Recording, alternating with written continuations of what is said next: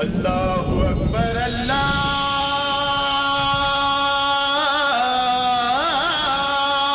اکبر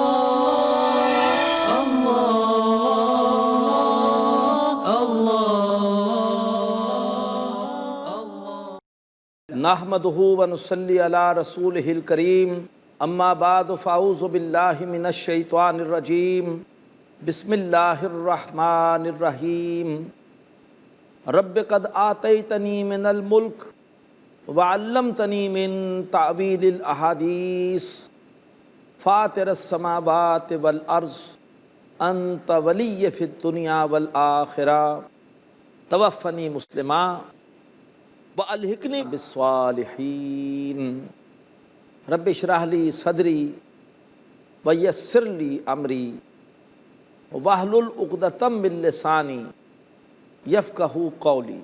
محترم ناظرین، السلام علیکم ورحمۃ اللہ وبرکاتہ۔ علم و حکمت کے موتی سورہ یوسف کی روشنی میں اب تک الحمدللہ ہم اس سورہ مبارکہ کی 100 آیات کا مطالعہ مکمل کر چکے ہیں، اور جو بات اب تک ہمارے سامنے مکمل ہو چکی وہ یہ ہے کہ حضرت یوسف علیہ السلام کی دعوت پر ان کے والد اور پھر والد کی قیادت میں ان کا پورا خاندان، ان کے تمام بھائی اور ان کی پوری قنبہ وہ ہجرت کر کے فلسطین سے مصر میں آ گئے۔ یوسف علیہ السلام کو اللہ تعالیٰ مصر میں بادشاہت کا منصب عطا کر چکا ہے، اور یوسف علیہ السلام پر جو بھی اللہ تبارک و تعالیٰ کے احسانات ہوئے ہیں انہوں نے اپنے والد سے ان کا تذکرہ کیا ہے۔ اب اس کے بعد حضرت یوسف علیہ السلام کی دعا وہ آیت نمبر 101 میں اللہ تبارک و تعالیٰ بیان فرما رہے ہیں۔ حضرت یوسف علیہ السلام دعا کرتے ہیں، رب قد آتیتنی من الملک، اے میرے رب تو نے مجھے بادشاہت میں سے عطا فرمایا، وعلمتنی من تعویل الاحادیث، اور تو نے مجھے باتوں کی تہ تک پہنچنے کا علم اور خوابوں کی تعبیر بتانے کا علم سکھایا، فاطر السماوات والارض، اے آسمانوں اور زمین کے بنانے والے، انت ولی فی الدنیا والآخرہ، بے شک تو ہی میرا حامی ہے، میرا ساتھی ہے، میرا پشت پناہ ہے، دنیا میں بھی اور آخرت میں بھی۔ توفنی مسلمہ، مجھے وفات دینا حالت فرما برداری میں، وَأَلْحِقْنِي بِالصَّالِحِينَ، اور مرنے کے بعد مجھے شامل کر دینا صالحین کے ساتھ۔ محترم ناظرین، یہ صرف یوسف علیہ السلام کی دعا نہیں ہے، بلکہ یہاں پر دعا کے پورے آداب بھی سکھائے گئے۔ دعا کے آداب کیا ہیں کہ پہلے اللہ تبارک و تعالیٰ کی بڑائی کا بیان ہو، اور اپنی عاجزی، انکساری، اپنی بے بسی اس کا اعتراف ہو، اور اس کے بعد اللہ تعالیٰ سے دعا مانگی جائے۔ وہ کہتے ہیں رب قد آتیتنی من الملک، اے میرے رب تو نے مجھے بادشاہت دی ہے، اس بادشاہت کے ملنے میں میرا کوئی کمال نہیں ہے، میری کسی صلاحیت کا کوئی عمل دخل نہیں ہے۔ ایک وہ قارون تھا کہ وہ کہتا تھا کہ انما اوتیتہ علی علم عندی، مجھے جو کچھ ملا ہے میرے علم کی بنیاد پر ملا ہے۔ کس قدر تکبر والی بات ہے، جبکہ اللہ کے نیک بندے ان میں عاجزی ہوتی ہے، انکساری ہوتی ہے، جس ڈالی پر پھل آتا ہے وہ ڈالی جھک جاتی ہے۔ حضرت یوسف علیہ السلام بڑی عاجزی کے ساتھ، انکساری کے ساتھ کہہ رہے ہیں کہ اے میرے رب تو نے مجھے عطا کی ہے بادشاہت، وَعَلَّمْتَنِي مِن تَعْوِيلِ الْأَحَادِيثِ، اور تو نے مجھے سکھایا ہے باتوں کی تہ تک پہنچنے کا علم، اور تو نے مجھے سکھائی ہے خوابوں کی تعبیر۔ بلا شبہ انسان جو بھی علم سیکھتا ہے اس کے لیے خود بھی محنت کرتا ہے، غور و فکر کرتا ہے، راتوں کو جاگتا ہے، لیکن انسان کی محنت سے، انسان کی جستجو سے، انسان کے راتوں کو جاگنے سے، انسان کے لیکچرز کو سننے سے کچھ نہیں ہوگا۔ حقیقت میں علم سکھانے والا اللہ تبارک و تعالی ہے۔ فرمایا کہ تو نے مجھے سکھایا ہے باتوں کی تہ تک، ان کی حقیقت تک پہنچنے کا علم، اور خوابوں کی تعبیر کا علم۔ فاطر السماوات والارض، اے اللہ تو بہت بڑا ہے، بہت بڑا ہے، تو بنانے والا ہے آسمانوں کا اور زمین کا۔ اتنی بڑی کائنات تو نے بنائی ہے، جب کائنات اتنی بڑی ہے تو کتنا بڑا ہوگا۔ اے اللہ ہم تیری بڑائی کا اعتراف کرتے ہیں، یہ آسمان اور زمین تو نے بنائے ہیں، تو ان کو پیدا کرنے والا ہے، تو ظاہری بات ہے ان کا مالک بھی ہے۔ جب تو خالق ہے تو ہی ان کا مالک ہے، تو ہی ان کا پروردگار ہے۔ یہ ہے اللہ تبارک و تعالیٰ کی بڑائی اور اپنی عاجزی، اپنی بے بسی کا بیان۔ اے میرے رب تو نے مجھے بادشاہت دی ہے، اے میرے رب تو نے مجھے علم سکھایا ہے، اور اے میرے رب تو ہی بنانے والا ہے آسمانوں کا اور زمین کا۔ اب پھر اپنی عاجزی بیان کرنے کا ایک اور انداز، انت ولی فی الدنیا والآخرہ، اے اللہ میں بے بس ہوں، میں لاچار ہوں، میں کمزور ہوں، اے اللہ تو ہی میرا ساتھی ہے، میرا پشپناہ ہے، میرا ہمدرد ہے، میرا غمخوار ہے، دنیا میں بھی اور آخرت میں بھی۔ اب اللہ تعالیٰ سے دعا کر رہے ہیں۔ ایک عام آدمی کی دعا وہ زیادہ تر ہوتی ہے دنیا ہی کے حوالے سے، لیکن حضرت یوسف علیہ السلام اللہ تعالیٰ سے اب خاتمہ بالخیر کی دعا کر رہے ہیں۔ جانتے ہیں کہ کل نفس ذائقۃ الموت، ہر جان موت کا مزہ چکھنے والی ہے، مرنا تو ہے، لیکن ایسا نہ ہو کہ مرتے وقت شیطان کے کسی حملے کا شکار ہو کر ساری زندگی کی کمائی اپنی ضائع کر بیٹھے۔ شیطان آخری وقت میں کوئی تکبر پیدا کر دے، کوئی دکھاوا پیدا کر دے، کوئی اور اپنا حملہ کر دے۔ لہٰذا اللہ سے دعا کرتے ہیں توفنی مسلمہ، یہ دعا نہیں کر رہے کہ مجھے موت دے دے، بلکہ دعا یہ کر رہے ہیں کہ موت تو آنی ہی آنی ہے، لیکن اے اللہ میرا خاتمہ بالخیر ہو، میرا خاتمہ فرما برداری کی حالت میں ہو۔ توفنی مسلمہ، اے میرے رب تو مجھے وفات دیجیو اس حال میں کہ میں تیرا فرما بردار ہوں، تیرے سامنے سر جھکائے ہوئے ہوں، تیرے احکامات کو تسلیم کیے ہوئے ہوں۔ وَأَلْحِقْنِي بِالصَّالِحِينَ، اور پھر مرنے کے بعد مجھے شامل کر دیجیے اپنے نیک لوگوں کے ساتھ۔ حدیث مبارکہ میں آتا ہے کہ جب کوئی انسان اس کا انتقال ہوتا ہے تو اس کی روح کو یا تو عالم علیین میں لے جایا جاتا ہے کہ جہاں پر وہ نیک لوگ جو فوت ہو گئے ان کی ارواح ہیں، اور جو برے لوگ ہیں ان کی ارواح عالم سجین میں ہیں۔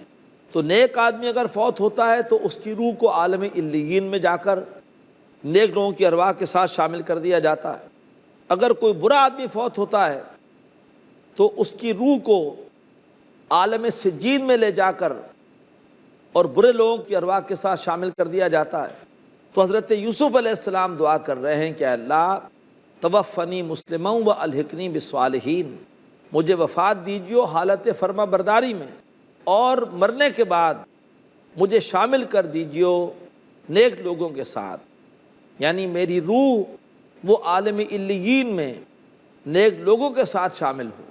اسی طریقے پر پھر آخرت میں جب حساب کتاب ہو جائے تو اللہ تو مجھے شامل کر دیجیو جنت والوں کے ساتھ۔ ظاہری بات ہے کہ جو جنت والے ہیں وہی صالحین ہیں، تو اللہ مجھے جنت عطا فرما دیجیے۔ کس قدر پاکیزہ دعا ہے، کس قدر پیاری دعا ہے۔ اللہ تعالی ہم سب کا خاتمہ بالخیر فرمائے، اور اللہ تبارک و تعالی ہم سب کو جنت کی نعمت عطا فرمائے۔ اللہ تعالی ہمیں اپنی نعمتوں کا پاس کرنے کی توفیق عطا فرمائے، ان نعمتوں کا شکر ادا کرنے کی توفیق عطا فرمائے۔ بڑی پیاری جامع دعا ہے حضرت یوسف علیہ السلام کی کہ دعا بھی ہے، دعا کے آداب بھی ہیں۔ اللہ کی بڑائی کا بیان ہے، پہلے اپنی عاجزی، بے بسی، لاچاری کا بیان ہے، اور اس کے بعد اللہ سے مانگا بھی ہے۔ تو کیا مانگا ہے؟ بڑی عظیم نعمتیں مانگ لی ہیں کہ دنیا میں خاتمہ جب ہو تو خاتمہ بالخیر ہو، اور مرنے کے بعد جو معاملہ ہو تو وہ نیک لوگوں کے ساتھ، شمولیت کے ساتھ ہو۔ اللہ تعالیٰ یہ نعمتیں ہمیں بھی عطا فرمائے۔ اس کے بعد ارشاد ہوتا ہے ذالک من انباء الغیب نوحیہ الیک، اے نبی صلی اللہ علیہ وآلہ وسلم، یہ ہیں غیب کی خبریں جو ہم آپ کی طرف وحی کر رہے ہیں۔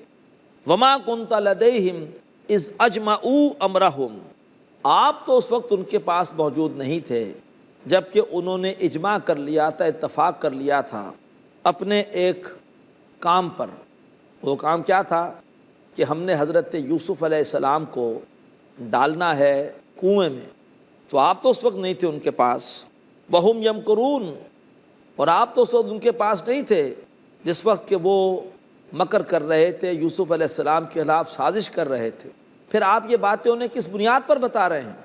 اس بنیاد پر بتا رہے ہیں کہ اللہ نے آپ کو یہ باتیں بتائی ہیں، اور آپ اللہ کے نبی ہیں، آپ پر اللہ کی وحی نازل ہوتی ہے۔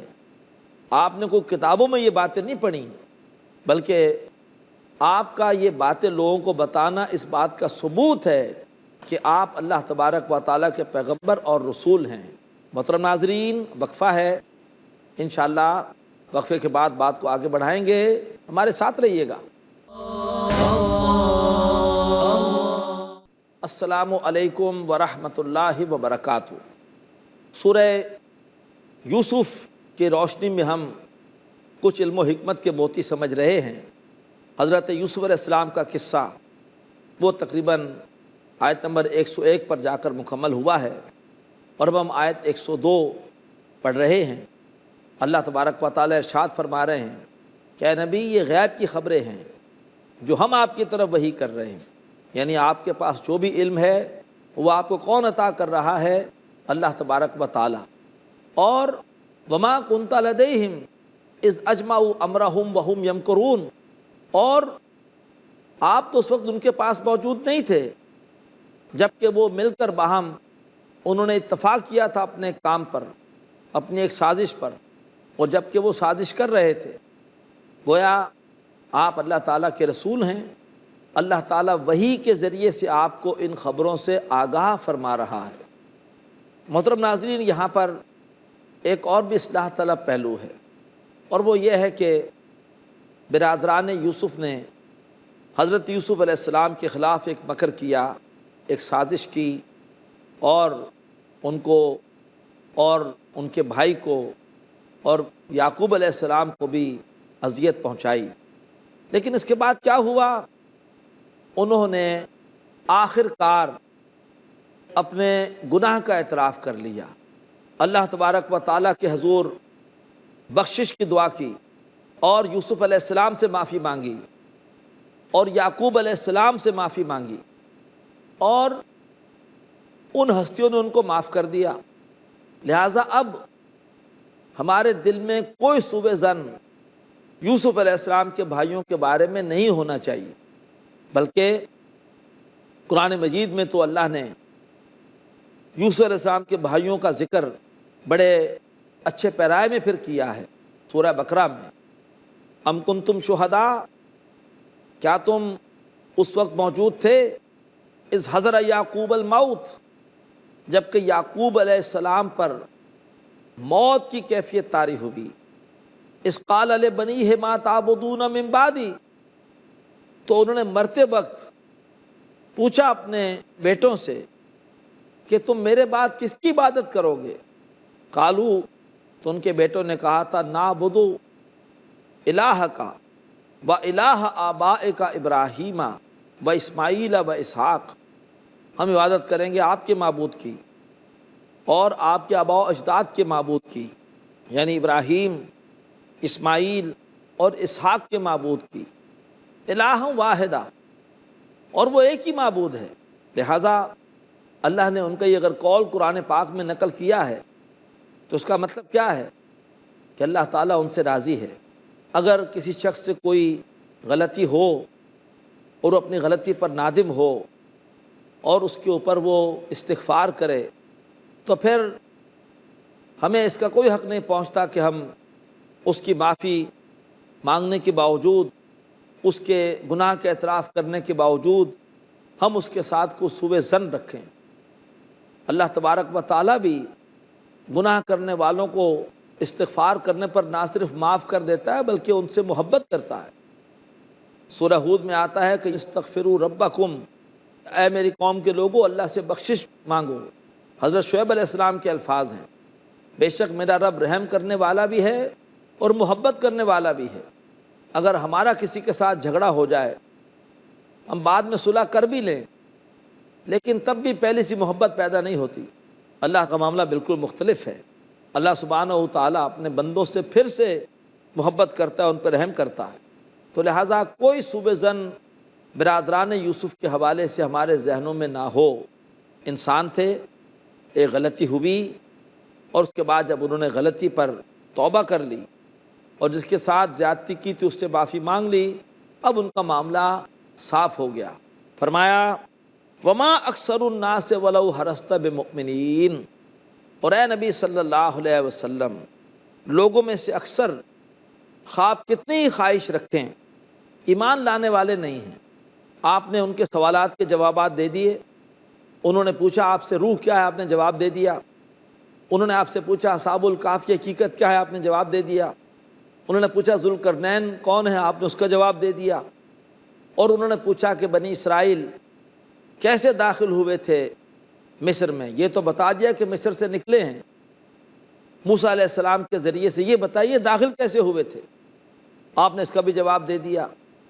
لیکن جو پوچھنے والے ہیں ان کا مقصد کوئی حق کی تلاش نہیں ہے، ان کا مقصد سوال پوچھ کر آپ کو لاجواب کرنا ہے۔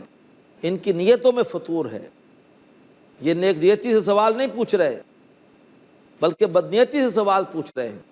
تو آپ تو یہ سمجھ رہے ہوں گے کہ ان کے سوال کا جواب مل گیا اور شاید اب یہ آ جائیں گے ہدایت کی طرف، لیکن نہیں۔ وما اکثر الناس ولو حرصت بمؤمنین، اور لوگوں میں سے اکثر خواب کتنی ہی خواہش رکھتے ہوں وہ ماننے والے نہیں ہیں، وہ ایمان لانے والے نہیں ہیں۔ اللہ کے نیک بندوں کے لیے اس آیت کے اندر ایک بڑا پیغام ہے۔ ہر داعی جو خلوص کے ساتھ دعوت دے رہا ہوتا ہے اس کی شدید خواہش ہوتی ہے کہ میری بات کا اثر ہو، میری دعوت کی پذیرائی ہو، لوگ میری بات کو قبول کر کے حق کا ساتھ دیں۔ لیکن لوگوں کے دل اللہ کے ہاتھ میں ہیں، لوگوں کی ہدایت کا فیصلہ اللہ تبارک و تعالیٰ نے کرنا ہے۔ لہٰذا اکثر ایک پرخلوص داعی کی پرخلوص دعوت کے باوجود، اس کی رکت آمیز دعاؤں کے باوجود، اس کے مخاطبین حق کو قبول کرنے کو تیار نہیں ہوتے، حق کا ساتھ دینے کو تیار نہیں ہوتے۔ تو اس پر داعی کو مایوس نہیں ہونا چاہیے، ہمت نہیں ہارنی چاہیے، اپنا کام چھوڑ نہیں دینا چاہیے۔ ہماری ذمہ داری صرف لوگوں تک خلوص کے ساتھ، دردمندی کے ساتھ حق کا پیغام پہنچانا ہے، ان سے منوانا نہیں ہے۔ ان سے منوانے کا ہمارے پاس اختیار ہے ہی نہیں، یہ اختیار اللہ نے کسی نبی کو نہیں دیا، تو ہماری تو حیثیت اور اوقات ہی کیا ہے۔ انک لا تہدی من احببت ولکن اللہ یہدی من یشاء، اے نبی جس کو آپ چاہیں آپ اسے ہدایت نہیں دے سکتے، یہ تو اللہ تعالیٰ ہے، وہ جس کو چاہتا ہے ہدایت دیتا ہے۔ تو اے نبی آپ بڑے خواہش مند ہیں، آپ جھولیاں پھیلا پھیلا کر لوگوں کے لیے دعائیں کرتے ہیں کہ وہ حق کے راستے پر آ جائے، ہدایت کے راستے پر آ جائیں۔